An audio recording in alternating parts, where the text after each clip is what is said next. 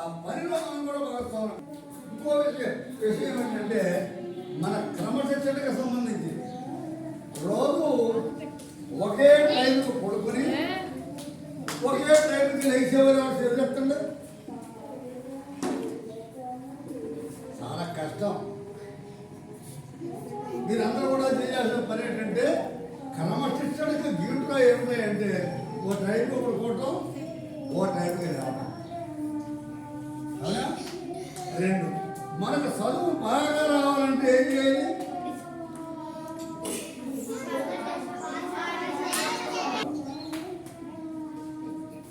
కష్టపడి చదవడానికి, ఇష్టపడి చదవడానికి ఏమైనా తేడా ఉందా?